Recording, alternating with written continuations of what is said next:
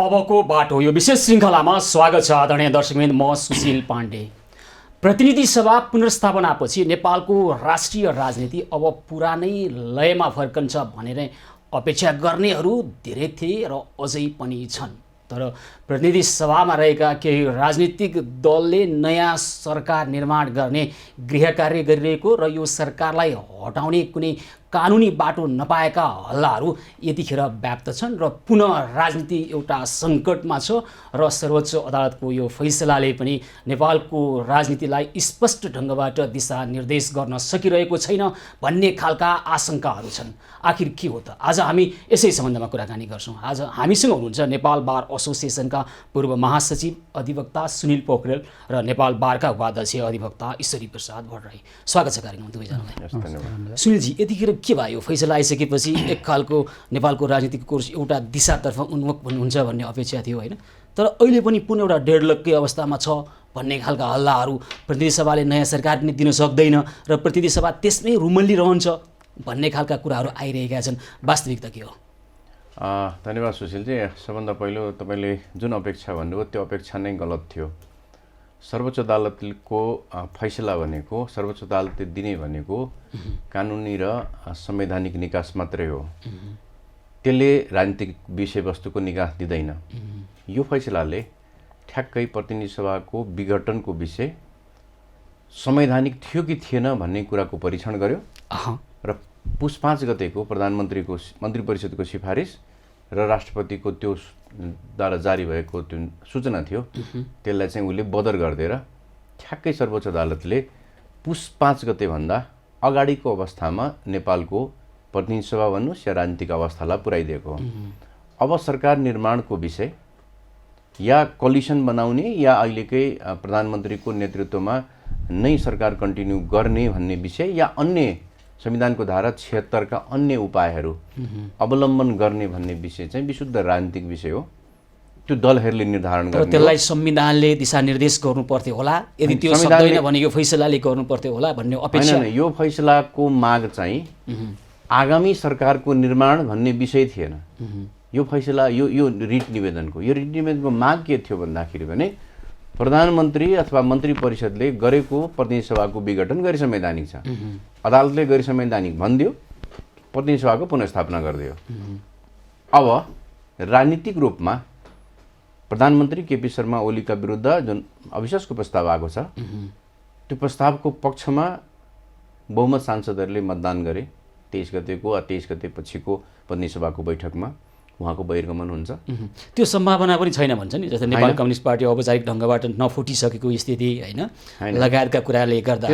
त्यसको विषयवस्तुमा त जब प्रतिनिधि सभामा त्यो प्रक्रिया अगाडि बढ्छ, जस्तै जुन उहाँको विरुद्धको अविश्वासको प्रस्ताव दर्ता भएको छ अगाडि, अनि विभिन्न विकल्पका कुराहरू आइरहेका छन्। पुस 5 गते दर्ता भएको अविश्वासको प्रस्ताव लगायतका कुरा, जहाँ चाहिँ त्यहाँ प्रधानमन्त्रीको रूपमा, होइन, नेकपाकै अर्का अध्यक्ष प्रचण्डजीलाई त्यहाँ प्रस्ताव गरिरहेको छ। अब अहिले नयाँ खालको गठबन्धन बन्दै गर्दाखेरि त्यो स्वीकार्य हुन्न भन्ने खालका कुराहरू आइरहेका छन्। म विकल्पहरूमा आउँछु। योभन्दा अगाडि नेपाल बारका उपाध्यक्ष अधिवक्ता ईश्वरी प्रसाद भट्टराईजी, अब के अहिलेको यो जुन खालको अपेक्षा त त्यो अब राजनीतिक अपेक्षा होला, संवैधानिक अपेक्षा हो कि होइन, तर संविधानमा भएका केही अस्पष्टता र त्यो आधारमा गरिएको एउटा कदमलाई सच्याउन आएको यो फैसला हो भने संविधान अनि थपिएको फैसलाले नेपालको राजनीतिलाई यतिखेर दिशानिर्देश गर्नुपर्ने हो भन्ने अपेक्षा गर्नेहरूलाई तपाईँ के भन्नुहुन्छ? एउटा प्रतिनिधि सभाले अब अहिले सरकारै बनाउन नसक्ने खालको अवस्था पनि छ भन्छन्, के हो वास्तविकता? धन्यवाद सुशीलजी।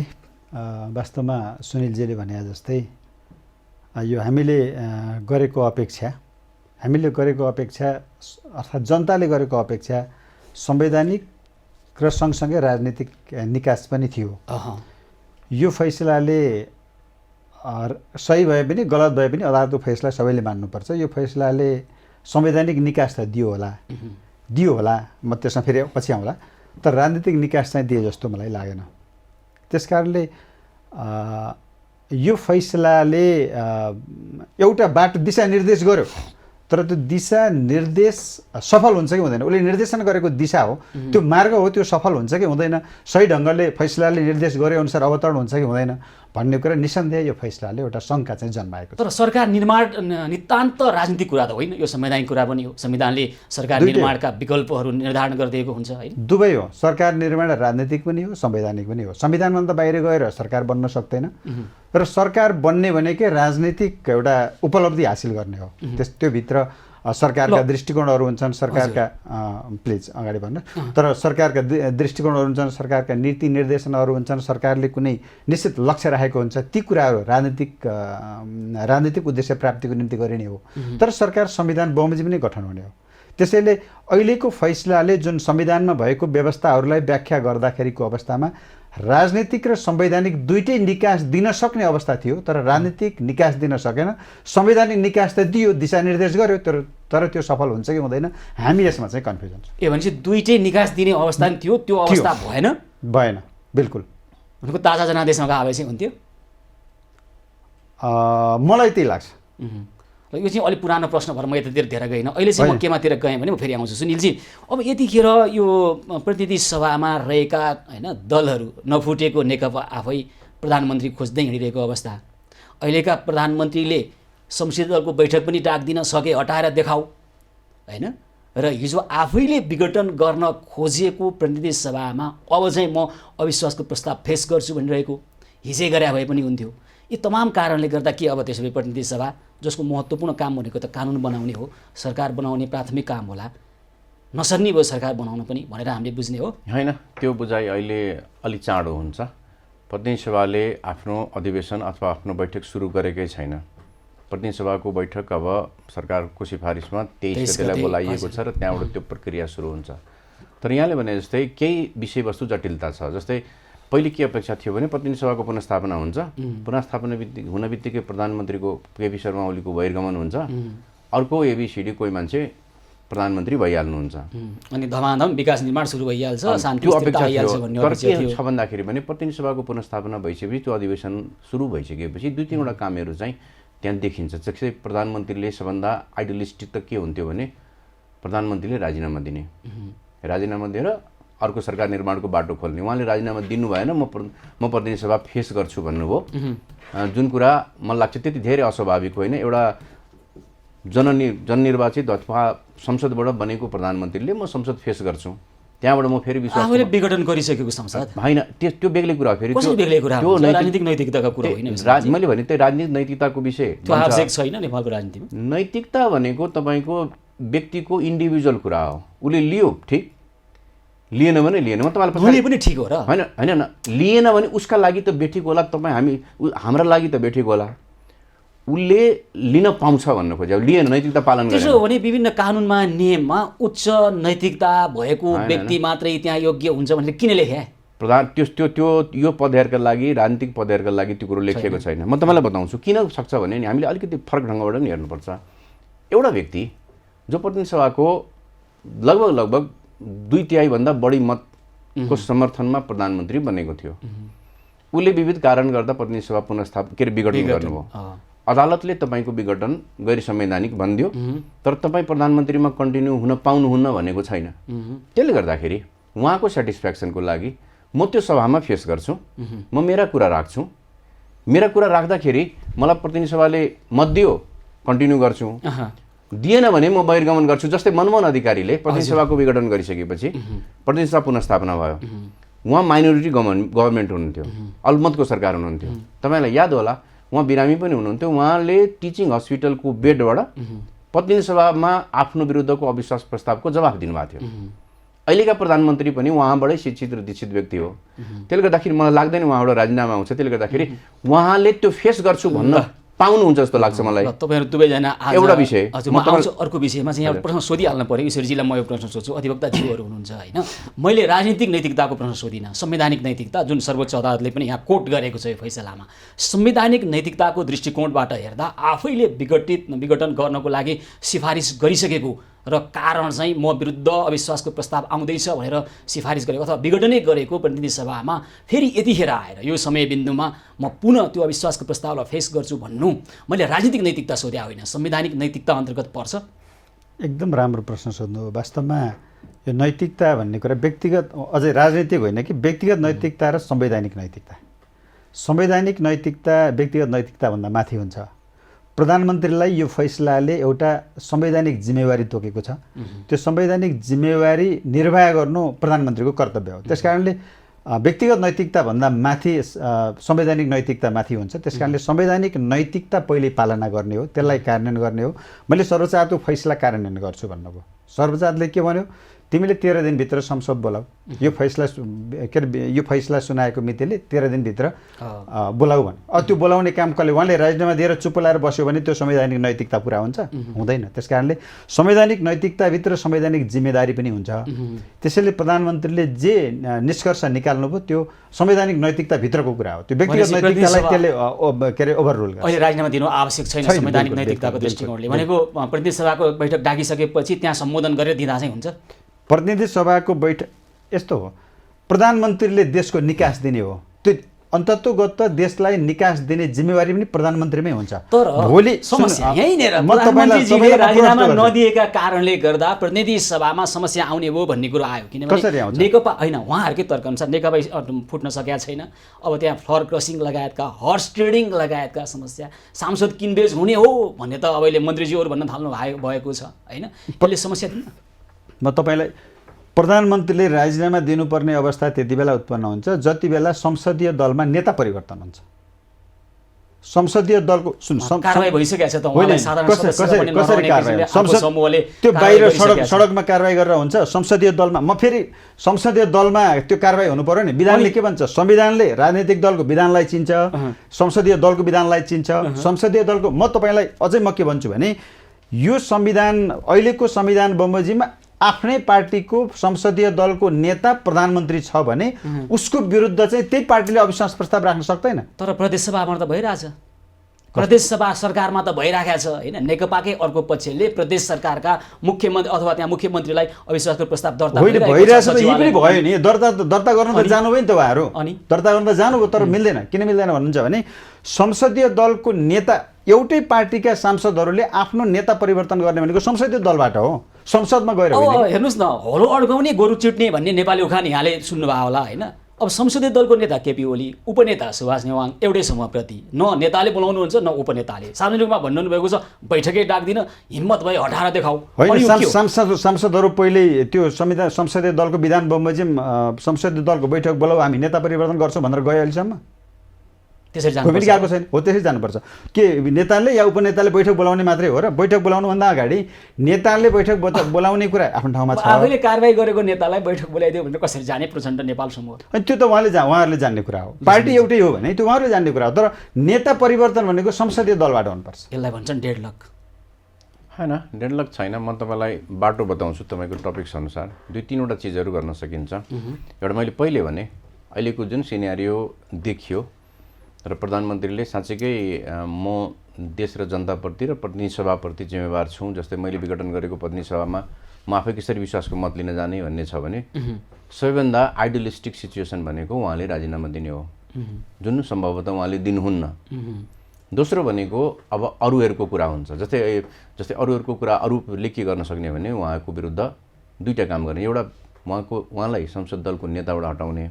किन भन्दाखेरि भने उहाँ 76-1 बमोजिम बहुमत प्राप्त दलको नेताको हैसियतमा प्रधानमन्त्री हुनुभएको छ है। त्यसले गर्दाखेरि उहाँलाई दलको नेताबाट हटाउने एउटा नम्बर 1। नम्बर 2 भनेको उहाँको विरुद्ध रहेको जुन अविश्वासको प्रस्ताव छ त्यो प्रस्तावलाई अगाडि बढाउने। अगाडिकै पुस 5 गते दर्ता भएको अविश्वासको प्रस्ताव। यस, किन भन्दाखेरि भने संसदको पुनर्स्थापना प्रतिनिधि सभाको पुनर्स्थापना भएपछि त्यो प्रस्तावहरू पनि सबै पुनर्स्थापित भइसके। तपाईँले भनेको दुईटा विकल्पमध्ये 1 नम्बरको विकल्पमा संसदीय दलको नेताबाट हटाउनलाई केपी ओलीजीलाई कारबाही गरिसकेको छ अर्को समूहले, साधारण सदस्यता पनि नरहने होइन। त्यसको फर्मल संसदीय दलको नेतालाई प्रचण्डलाई त्यसको फर्मल त्यसको भनेपछि मैले दलको नेताबाट उहाँलाई हटाएर हामीले एबीसीडी यसलाई दलको नेता बनायो भनेर संसदीय सचिवालय र सभामुखलाई जानकारी दिने। त्यसपछि उहाँको दलको नेता त्यहाँ परिवर्तन हुन्छ। त्यति गर्दा हुन्छ? नम्बर 1 भने त्यति गर्दा पनि प्रधानमन्त्री हट्दैन। किन भन्दाखेरि भने दलको नेता भएका कारणले उहाँ प्रधानमन्त्री चाहिँ हुनुभयो।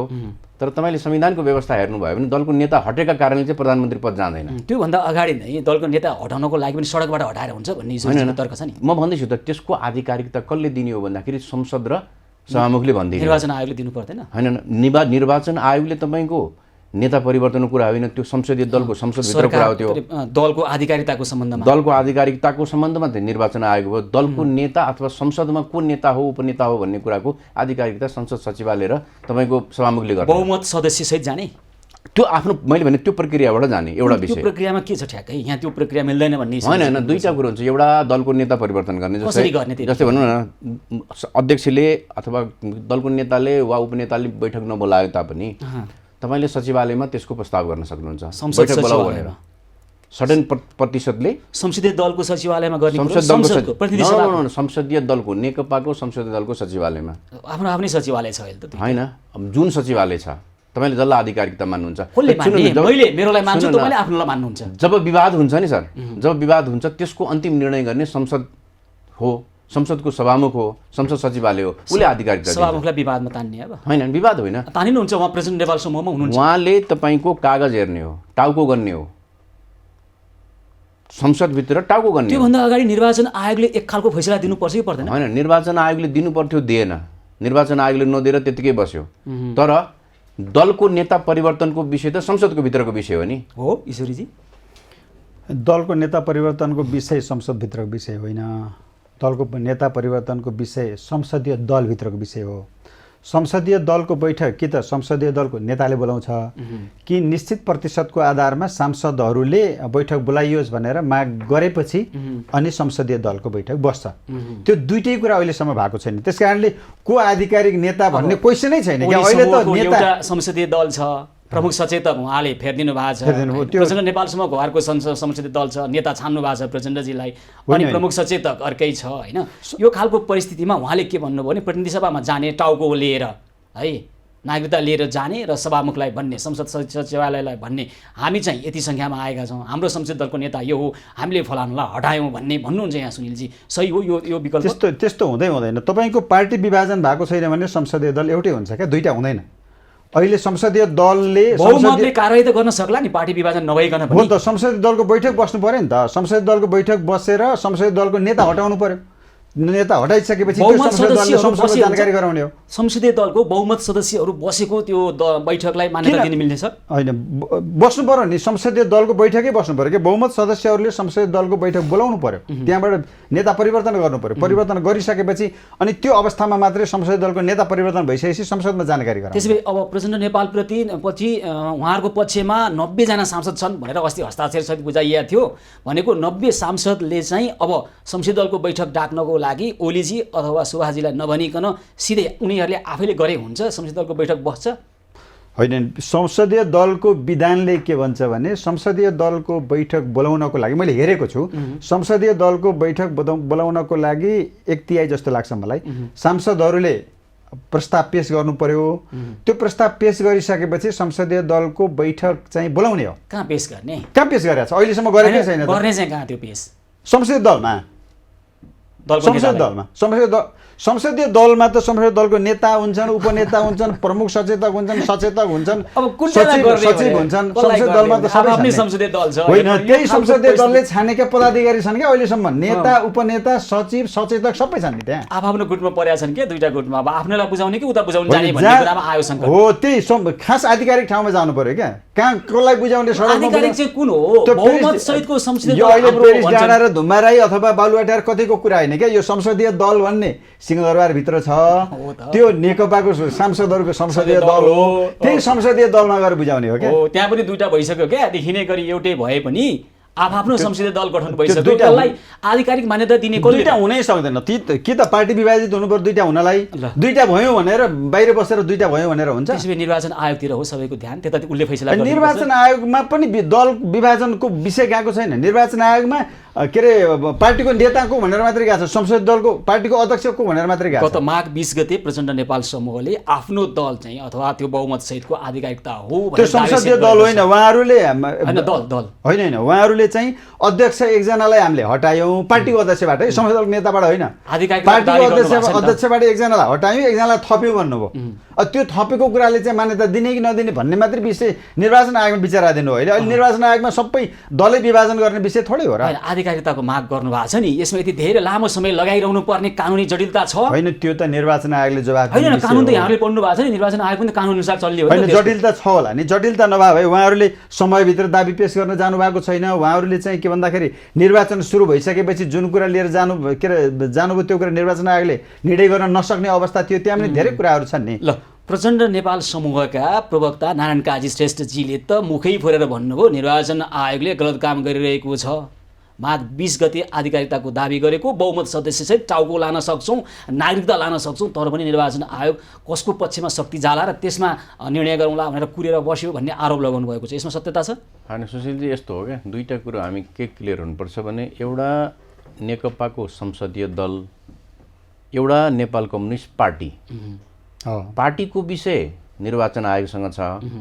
अहिले हामीलाई डेडलक भनेको सरकार निर्माणको विषय पनि संसदीय दलको विषय हो। आधिकारिकताको विषय हो। म भन्दैछु त संसदीय दल सिंहदरबारमा छ, एउटा कोठामा छ या 3टा कोठामा छ। तर तपाईसँग नेकपाको संसदीय दलको सदस्यको संख्या त एउटै छ नि, लिस्ट एउटै छ नि, एबीसीडी।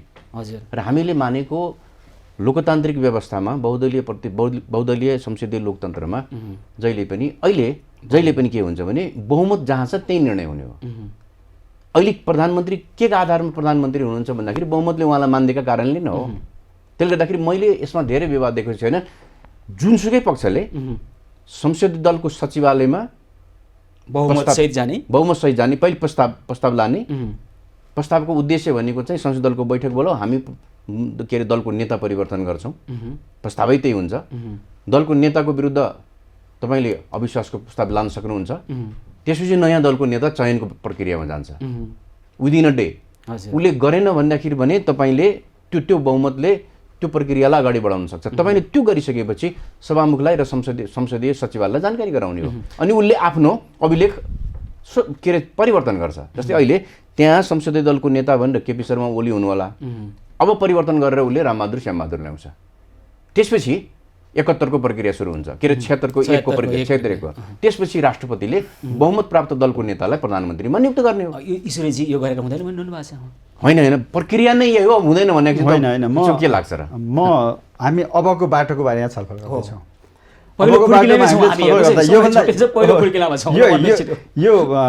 योभन्दा अगाडि के भयो भन्ने कुरासँग जोडिन्छ। किनभने सर्वोच्च अदालतले प्रतिनिधि सभा पुरानै अवस्थामा पुग्यो भन्यो। प्रतिनिधि सभामा सबभन्दा पहिले के भयो, पुष्पकमल दाहाललाई प्रधानमन्त्रीको रूपमा प्रस्ताव गरेर अविश्वासको प्रस्ताव दर्ता भयो। त्यो पुष्पकमललाई प्रधानमन्त्रीको प्रस्ताव गरेर अविश्वासको प्रस्ताव दर्ता गर्नुभन्दा अगाडि संसदीय दलको बैठक बस्नु पर्थ्यो, बसेन। अब अगाडि लागेको प्रोसेसलाई छोडेर फेरि पछाडि आउने भन्ने कुरा त भएन।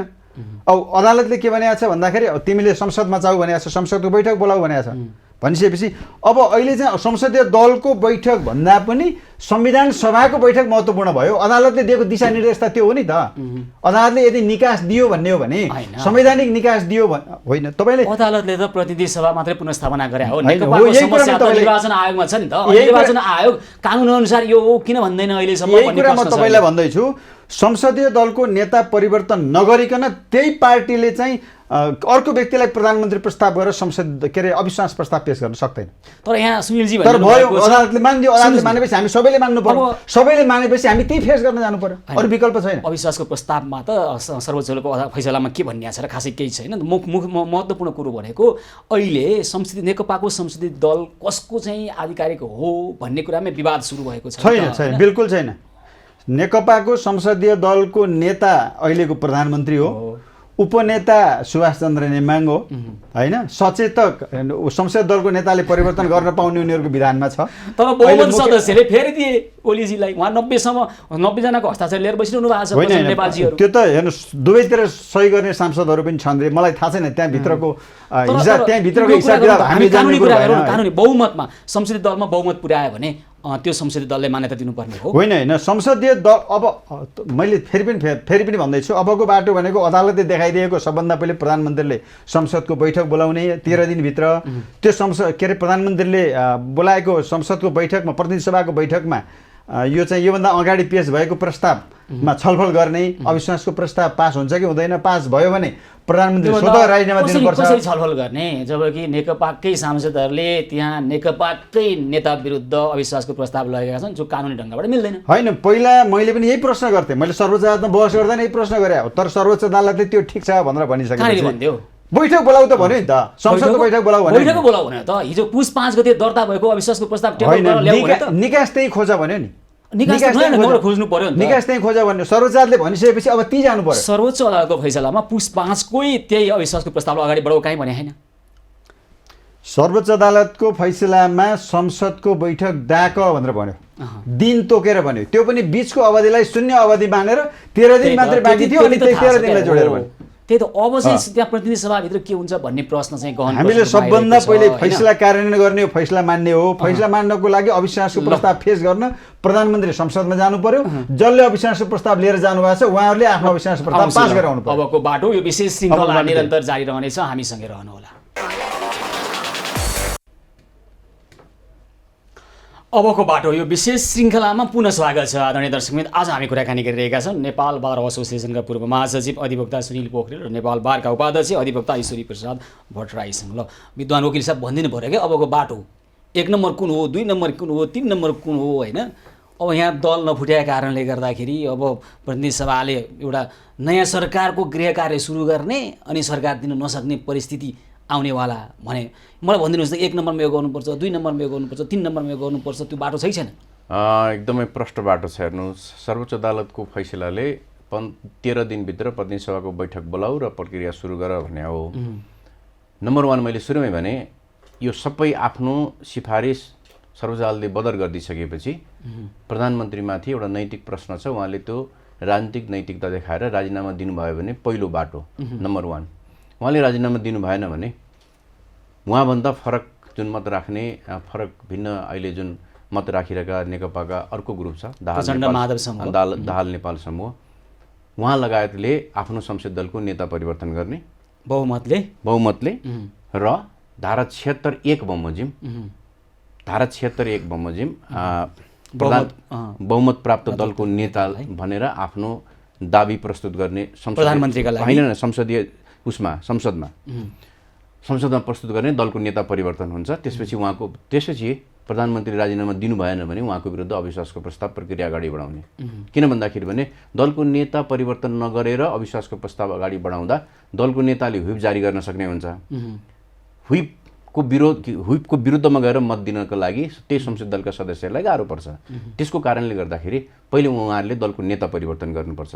दलको नेता परिवर्तन गर्ने र यदि उहाँहरूसँग बहुमत छ भने प्रधानमन्त्री पदबाट अहिलेका प्रधानमन्त्रीलाई अविश्वासको प्रस्ताव मार्फत हटाउने। प्रधानमन्त्री हटिसकेपछि धारा 76(1) बमोजिम बहुमत प्राप्त दलको नेता त अब एबिसिडी अर्को हुन्छ, या नेपाल हुनुहोला या प्रचण्ड हुनुहोला या को हुनुहोला, उहाँलाई राष्ट्रपतिले प्रधानमन्त्रीको रूपमा नियुक्त गर्ने। यदि त्यो दलभित्र बहुमत पुग्न सकेन या उहाँहरूलाई के लाग्यो भन्दाखेरि हामी बहुमत प्राप्त छौँ फेरि पनि हामी 76(2) बमोजिम चाहिँ धेरै दलको समर्थनमा सरकार बनाउँछौँ भन्दाखेरि पनि 76(1) बमोजिम 76(2) बमोजिम 2 वा 2 भन्दा बढी दलको समर्थनमा सरकार बनाउन सकिन्छ। किनभने प्रधानमन्त्री केपी शर्मा ओली पनि सुरुमा 76(2) बमोजिमकै प्रधानमन्त्री हो। अझै पछि उहाँले उपेन्द्र यादवको पार्टीलाई पनि समावेश गरेर पार्टी मन्त्री बनाउनु भएको थियो। त्यसले गर्दा तेस्रो विकल्प थियो। यो तीनटै विकल्पमा सहज छ यो विकल्प मलाई लाग्छ होइन, सहज असहज कुरा होइन, बाटो नै त्यही हो। ल हो ईश्वरीजी, बाटो स्पष्ट रहेछ त? होइन, बाटो स्पष्ट छ, तर सुनिलजीले भनेकोमा अलिकति फरक छ। त्यो स्टेप मिलेन क्या सुनिलजीले भनेको जस्तो। अहिले सबभन्दा पहिले उहाँहरूले के गर्नुभएको छ, प्रधानमन्त्री प्रस्ताव गर्नुभएको छ। प्रस्ताव गरेको प्रधानमन्त्री भइरहेको प्रधानमन्त्रीलाई अविश्वास प्रस्ताव पास गर्छौँ, त्यसपछि फलानालाई प्रधानमन्त्री बनाउँछौँ भनेर उहाँहरू जानुभएको छ। सबभन्दा पहिले त्यहाँ जानु पर्यो, अविश्वास प्रस्ताव पास गर्नु पर्यो। अविश्वास प्रस्ताव पास भइसकेपछि प्रधानमन्त्रीले स्वतः राजीनामा दिनुहुन्छ। प्रधानमन्त्रीले राजीनामा दिइसकेपछि अनि जसलाई प्रस्ताव गर्नुभएको हो त्यही व्यक्ति प्रधानमन्त्री हुन्छ। अविश्वासको प्रस्ताव त्यहाँ पेश गर्नु अगाडि, त्यो प्रक्रिया अगाडि बढाउनु अगाडि त नेकपा स्पष्ट 2 धारमा विभाजित हुनु परेन?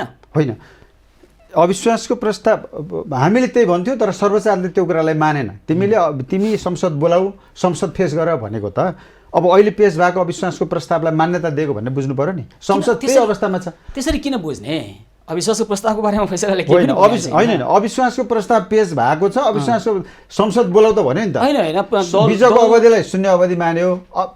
के अरे अविश्वासको प्रस्ताव त्यहाँ पेश भइसकेको छ, संसद बोलाऊ भनेपछि संसद फेस गर्न जाऊ भने होइन भने त पुस 4 गतेकै अगाडिबाट पुस 4बाट निरन्तरता देऊ प्रतिनिधि सभालाई भनिएन हो। एकछिनलाई त्यहाँ अर्को विकल्प पनि हुनसक्छ। होइन हामीले त्यो बिचमा चाहिँ गरेको हामीले मानेनौँ, हामीले विघटन भइसकेपछि लग्या हुनाले त्यसलाई मैले मान्दिनँ, सभामुखले पनि मान्दिनँ भन्न सक्नुहुन्छ।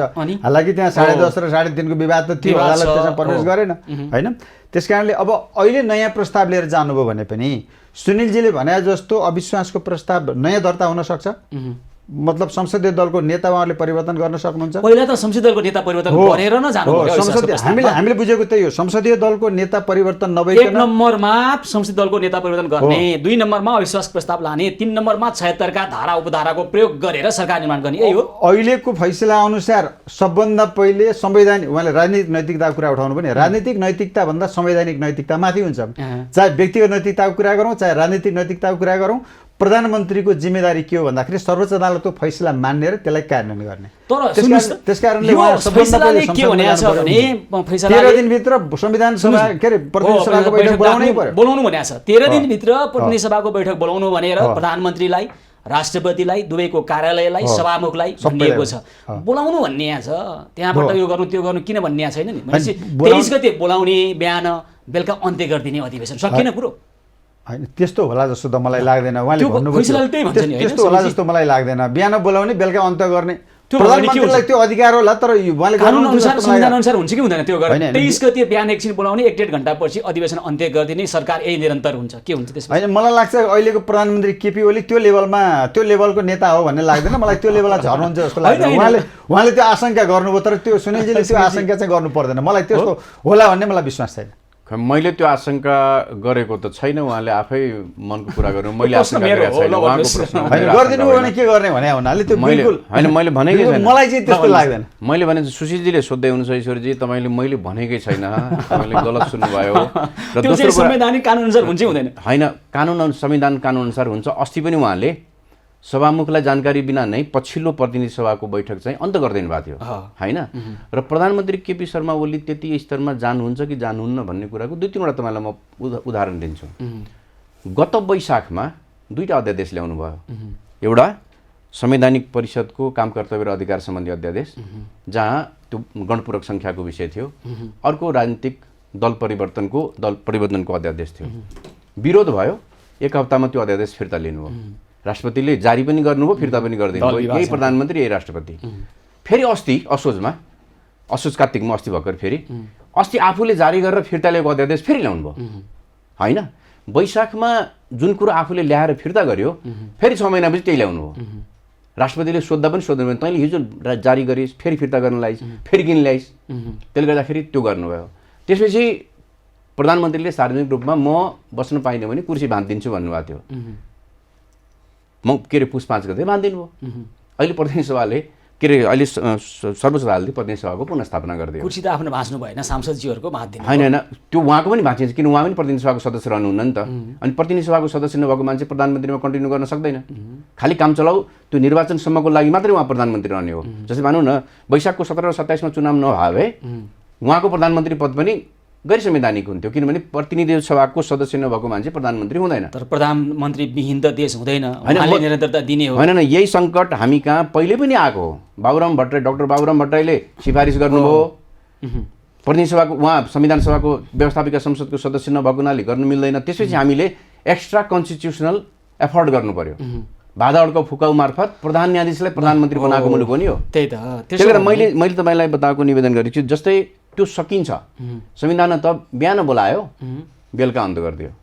किनभने मन्त्री परिषदले सिफारिस राष्ट्रपतिबाट अन्त गर्ने हो होइन। अनि सर्वोच्च अदालतको फैसला पनि तपाईँको माग पुरा भयो, बैठक त बोलाइयो नि, बैठक निरन्तर चला भने छैन होइन। तर त्यो के हुन्छ भन्दाखेरि पनि त्यो सर्वोच्च अदालतको फैसलाको पनि स्पिरिटको विरुद्ध हुन्छ र संविधानको पनि भावनाको विरुद्ध हुन्छ। यद्यपि कि अक्षर हेर्नुभयो भने चाहिँ फरक पर्दैन, बिहान बोलायो बेलुका अन्त गरिदियो। तैपनि फेरि 1/4 सांसदहरूले पुनः बोलाउनको लागि समावेदन गर्न सक्छ त्यसपछि समावेदन गर्नु पर्यो, त्यसपछि समावेदन गर्नु फेरि पर्यो। समावेदन गर्दा सचिव हराउने होला राष्ट्रपति कार्यालयको। अनि त्यही मैले भने समावेदन गर्नु पर्यो। समावेदन गर्दै एकचोटि त रातभरि एक खालका नेकपाका सांसदहरू बाहिर ढुक्दाखेरि पनि राष्ट्रपतिलाई भेट्न पाएको, जानु भने त्यहाँ भेट्न पाएको। त्यसले गर्दाखेरि के हो भन्दाखेरि भने संविधानले तपाईँलाई एउटा बाटो दिन्छ। हजुर, तपाईँ समात्ने कुन बाटो, हाइवे हिँड्ने कि गल्ली गल्ली हिँड्ने भन्ने मात्रै कुरा हो क्या। ल अब समस्या त यहाँ त नियममा होइन नियतमा देखिन थाल्यो। नियमलाई आफ्नो नियत अनुसार यसलाई अलिक फरक ढङ्गबाट लान सक्ने स्थिति अहिले पनि रहेछ। यहाँ सुनिलजीले नि भन्नुभयो, मैले मेरो प्रश्नमा भनेको अब फागुन 23 गते बिहान बोलाउनेमा अधिवेशन होइन प्रतिनिधि सभाको बेलुकी अन्त्य गरिदिने, अनि कहाँबाट आउँछ अविश्वासको प्रस्ताव, कहाँबाट? अनि त्यही त भनिरहनु भएको छ नि। अब अहिले हिजोको परिस्थिति भन्दा नि सरकार बलियो हो भन्ने खालको तर्क आइरहेछ नि, त्यो हो स्थिति? अब त्यो त मलाई थाहा छैन। अब त्यो हुनसक्ने सम्भावना तपाईँ कतिको देख्नुहुन्छ? होइन, हिजोको सरकारभन्दा आजको सरकार बलियो भयो कि भन्ने कुरा भन्दा पनि हिजोको सरकार उहाँले भने जस्तो काम चलाउ सरकार थियो। त्यो सरकारले 6 महिनाभित्र, उहाँले भनेको त्यो दिन निर्वाचन भएन भने स्वतः जान्छ भन्ने त होइन। 6 महिनाभित्र निर्वाचन गराउनुपर्छ, त्यो संवैधानिक दायित्व हो। त्यो हरेक प्रधानमन्त्रीले संसद विघटन भइसकेपछि, अर्थात् संसद विघटन भयो भने 6 महिनाभित्र निर्वाचन गराउनै पर्छ।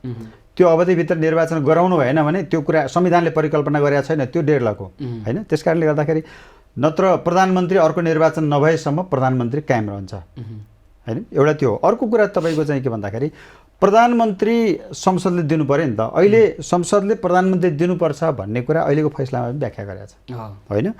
अविश्वासको प्रस्ताव जब संसदमा दर्ता भयो, त्यो अविश्वासको प्रस्ताव फेल भयो, प्रधानमन्त्री कायम रहन्छ। अविश्वासको प्रस्ताव पास भयो, नयाँ प्रधानमन्त्री आउँछ। त्यसैले संविधानले देखाएको बाटो पनि त्यही हो। अविश्वासको प्रस्ताव ल्याउने कुरामै समस्यामा हामीले लामो छलफल गरिसक्यौँ। अब यतिखेर चाहिँ मसँग तपाईँसँग दुईवटा मलाई सपाट जवाफ, अहिलेको सरकार हिजोको भन्दा बलियो भएको हो कि होइन ओली समूहको दाबी अनुसार भन्न थाल्नु भएको छ, एउटा प्रश्न। अर्को प्रश्न चाहिँ अघि हामीले गरेको आशंका सत्यमा रूपान्तरण हुने सम्भावना कतिको छ? 23 गते अधिवेशन राख्ने र बेलुकी सकाइदिने, त्यसले गर्दाखेरि प्रतिनिधि सभाको यो झमेलामा फस्नै परेन प्रधानमन्त्रीज्यूलाई?